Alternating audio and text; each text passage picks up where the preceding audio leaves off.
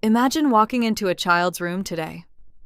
Toys scattered across the floor, clothes thrown on the bed, books left open everywhere, snack wrappers hiding under pillows, and somewhere in the middle of the mess, a tired parent repeating the same sentence again and again. Clean your room. Pick your toys up. How many times do I have to tell you? Why is your room always messy? But somehow, the mess keeps coming back every single day. For many modern families today, keeping children organized feels emotionally exhausting.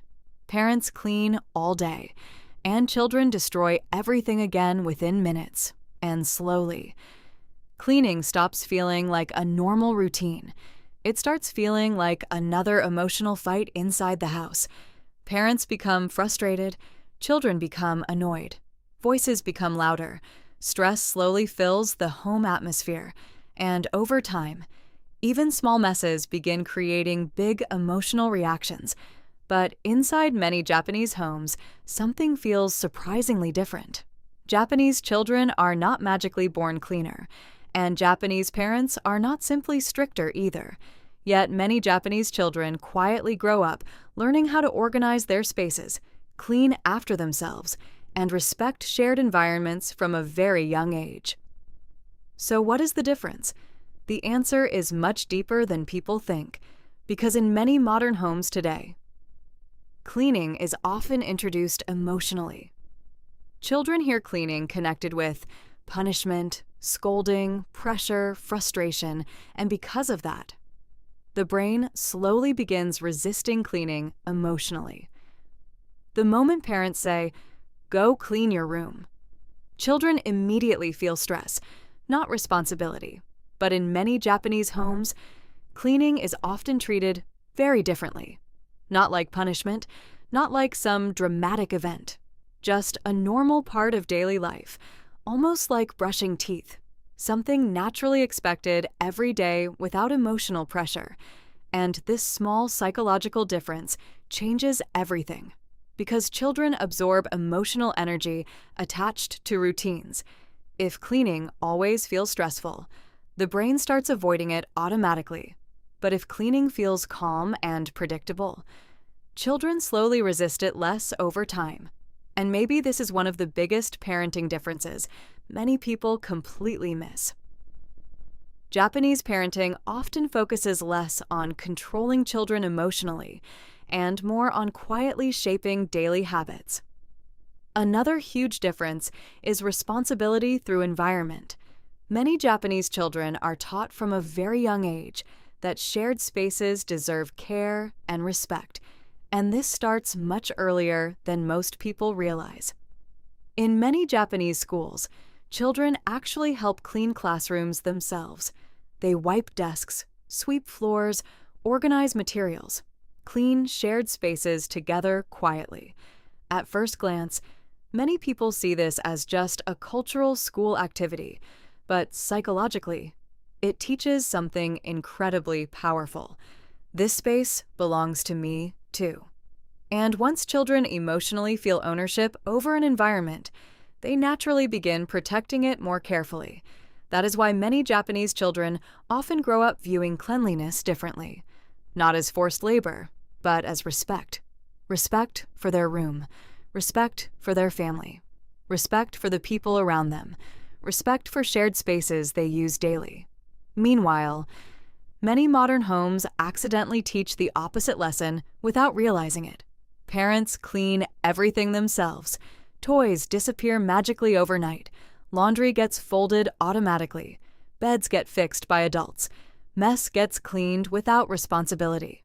And slowly, children stop emotionally connecting actions with responsibility because the environment quietly teaches them someone else will handle it later. And over time, mess stops feeling important emotionally, but many Japanese routines quietly build tiny responsibilities daily instead. Very small habits repeated over and over again every single day. Putting toys back after playtime, folding blankets neatly, organizing school bags, respecting clean shared spaces, returning objects to proper places. cleaning small messes immediately, keeping personal items organized naturally. At first, these habits seem extremely small and ordinary, almost unimportant, but repeated every single day for years. They quietly shape discipline, awareness, responsibility, patience, and self-control naturally over time. And maybe that is why many Japanese children often appear calmer and more organized without constant reminders. Not because they are perfect children, but because responsibility slowly became part of everyday life around them from the very beginning. Now here's something even more interesting. Many Japanese children are not naturally organized because parents constantly force them to clean. In fact, a lot of Japanese homes are actually quieter about discipline than people expect. The real difference is something much deeper. Japanese parenting often teaches children that cleaning is connected to daily responsibility, not punishment, and this small mindset shift changes everything. Because many modern children today see cleaning as something extra, something annoying, something parents force them to do after they finish having fun. So naturally, their brains resist it. But many Japanese routines quietly make organization part of normal everyday life from the beginning. Children slowly grow up seeing order as something natural, not something emotional. For example, in many modern homes today, children finish playing and immediately walk away. Toys remain everywhere. Blankets stay messy, books stay open, and eventually, parents clean everything later while feeling frustrated inside. But many Japanese routines teach a different pattern very early. Playtime finishes, then cleanup quietly follows. No dramatic speech, no long lecture, no emotional fight, just routine. And over time, children stop seeing cleaning as punishment. It simply becomes the normal ending of an activity. This is one of the most powerful psychological habits many people completely miss, because children's brains are shaped more by repeated routines than repeated instructions. Parents can repeat, "Be organized, keep your room clean, stop making mess," thousands of times, but children learn fastest from repeated daily systems, and Japanese parenting often quietly builds those systems into everyday life. Another important difference is simplicity. Many Japanese homes are often more minimal and organized naturally. Fewer unnecessary toys, cleaner spaces, more structure, less visual chaos. And this matters psychologically more than many people realize. Because when children grow up inside highly chaotic environments, their brains slowly normalize chaos. Mess stops feeling noticeable, but organized environments quietly train awareness. Children begin recognizing when things feel out of place. And slowly, keeping spaces clean starts feeling emotionally normal. Another powerful Japanese habit is involving children in shared family responsibility, not through pressure, but through participation. For example, helping organize family items, carrying their own school bag properly, folding small clothes, cleaning small messes immediately, putting dishes away after eating. At first, these responsibilities seem tiny, almost meaningless, but psychologically, they build identity. Children slowly begin thinking, "I help take care of this home. I am responsible too. My actions affect shared spaces." And once children emotionally feel responsibility, organization becomes easier naturally. Another thing many Japanese parents quietly avoid is overreacting emotionally to mess all the time. This surprises many people, because many modern homes connect cleaning with anger immediately. Parents suddenly explode after stress builds up all day, and children emotionally shut down. But many Japanese routines often correct children more calmly and consistently instead. Small reminders, small habits, small repeated routines, and over time, consistency quietly becomes discipline, not fear.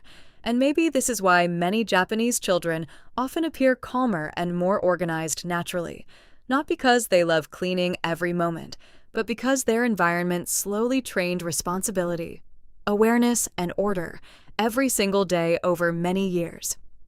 Tiny habits repeated daily eventually become identity. A child slowly begins thinking, "I put things back naturally. I take care of my space." Cleaning is normal. And once children start believing those things about themselves, organization stops feeling forced. It simply becomes part of who they are. Here's something most parents never notice. Many children today are not actually lazy.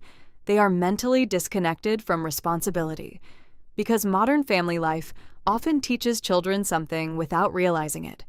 Someone else will clean it later. And over time, that belief slowly becomes automatic. A child throws clothes on the floor. Someone picks them up later.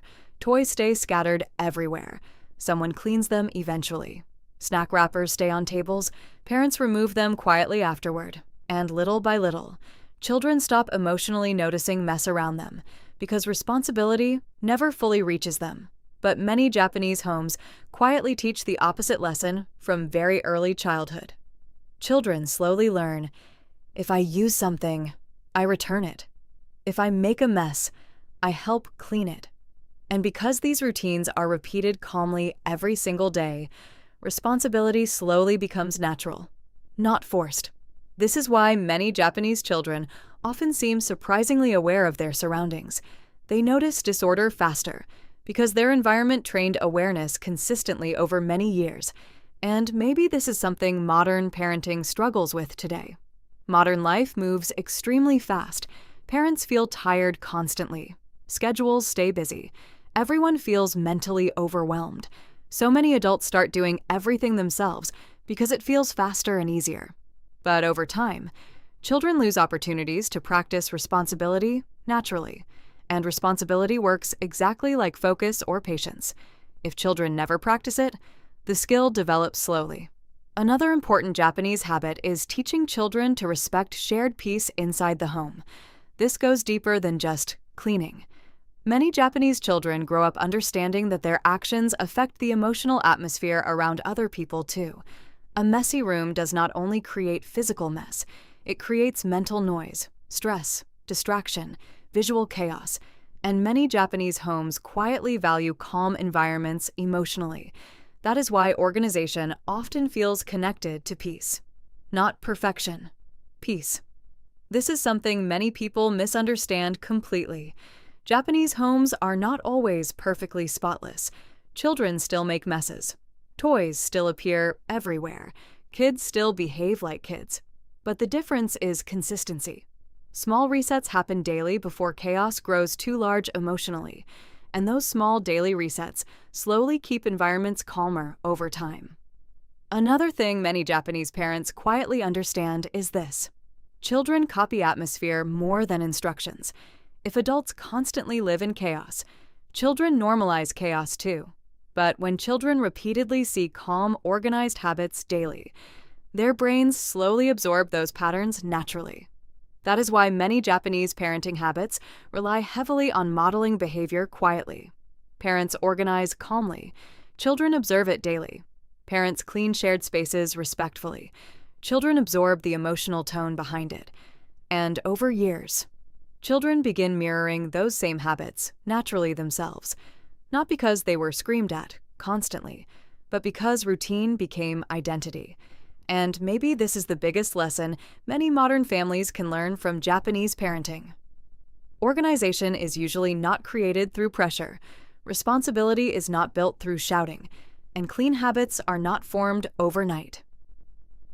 Sometimes, the most powerful parenting changes happen quietly through tiny repeated routines every single day. Because over time, small habits slowly become discipline. Discipline slowly becomes identity. And identity quietly shapes the kind of adult a child eventually becomes. That is the quiet Japanese difference many people miss.